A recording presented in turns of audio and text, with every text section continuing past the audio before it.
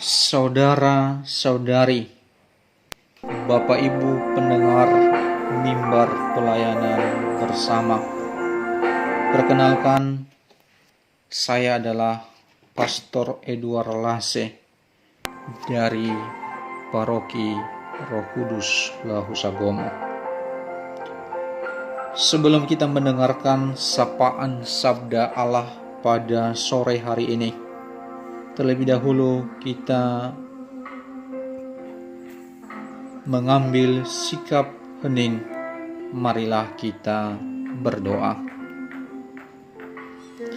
Dalam nama Bapa, Putra, dan Roh Kudus. Amin.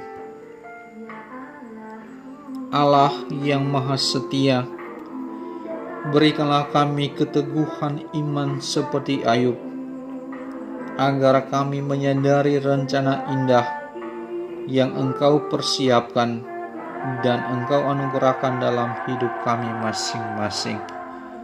Semoga sabda-Mu yang kami dengarkan dalam pelayanan mimbar bersama sore hari ini mampu meneguhkan kami dan semakin mengimani Engkau sebagai Allah yang Maha Baik. Doa dan permohonan ini kami sampaikan kepadamu dengan perantaraan Kristus Tuhan kami. Amin. Bapak, Ibu, saudara-saudari, pendengar setia mimbar pelayanan, pada sore hari ini kita akan merenungkan teks kitab suci dari kitab Ayub bab 42 ayat 2. Bunyinya demikian: Aku tahu bahwa Engkau sanggup melakukan segala sesuatu, dan tidak ada rencanamu yang gagal. Sekali lagi kami baca, Aku tahu bahwa Engkau sungguh melakukan segala sesuatu, dan tidak ada rencanamu yang gagal.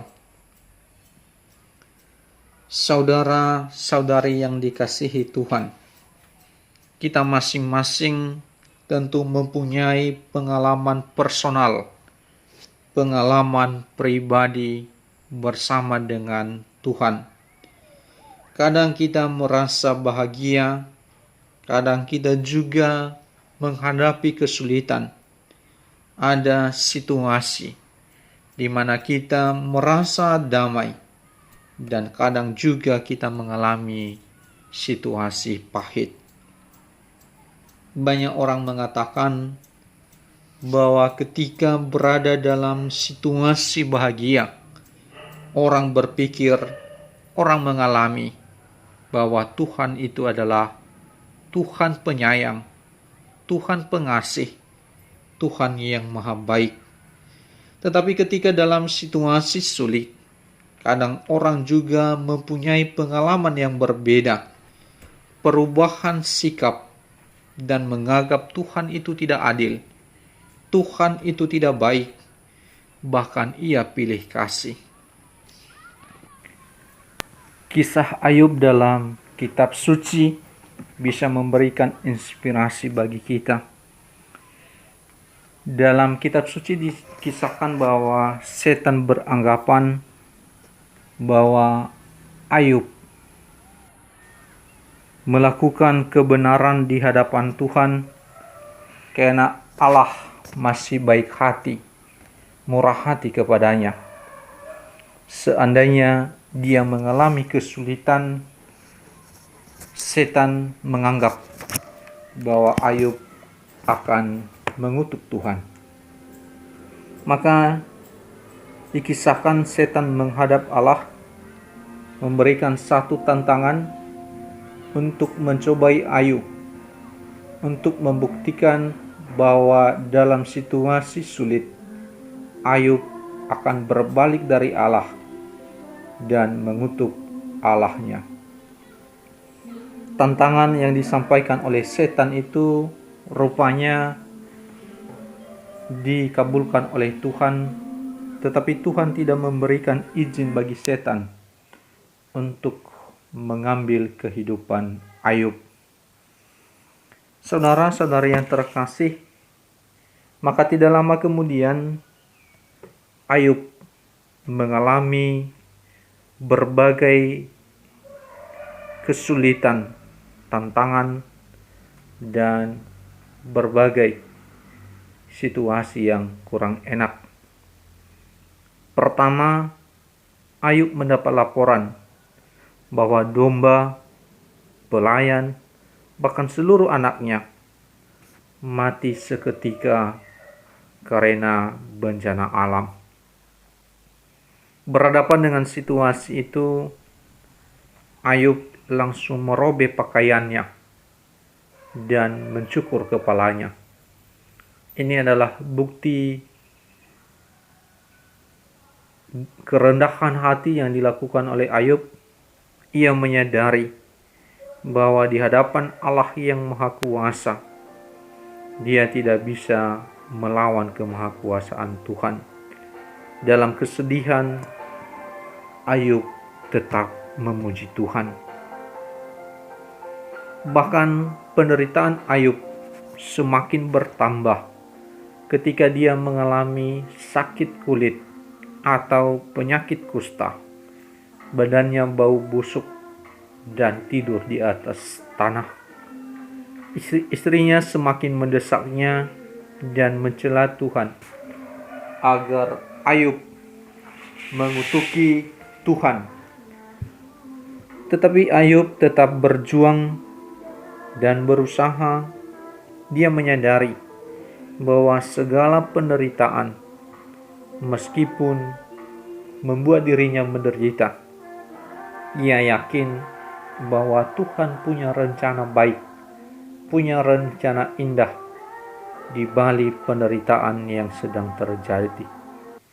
Maka Ayub tetap percaya, ia yakin bahwa Allah sanggup melakukan segala sesuatu dan rencana Tuhan tidak pernah gagal. Penderitaan menjadi pengalaman pahit bagi Ayub, membuatnya gelisah dan menakutkan bagi dirinya.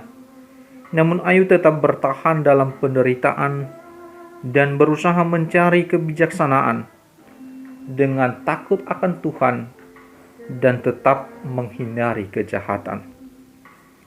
Ayub mengakui Tuhan dan menerima keterbatasan manusiawinya.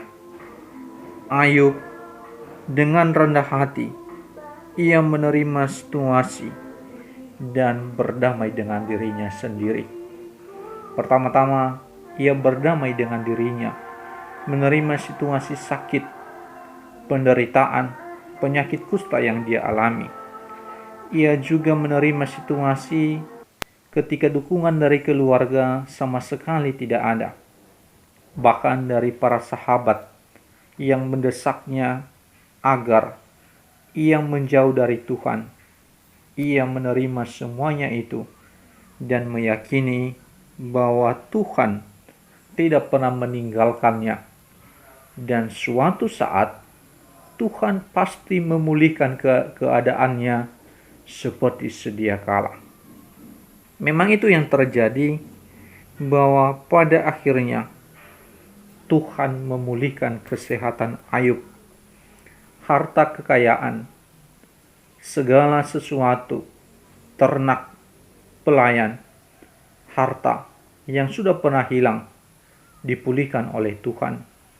Bahkan diberikan 2 kali lipat dari kekayaan sebelumnya. Demikian juga anak-anaknya dikaruniai lebih banyak lagi, memberikan anak dan umur yang panjang bagi Ayub.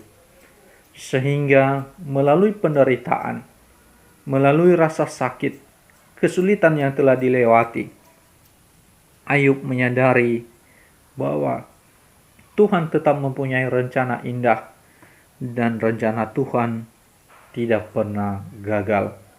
Saudara-saudari yang terkasih, dalam kisah ini Ayub memberikan inspirasi bagi kita bahwa dalam situasi sulit sekalipun Tuhan tidak pernah meninggalkan orang yang percaya kepadanya.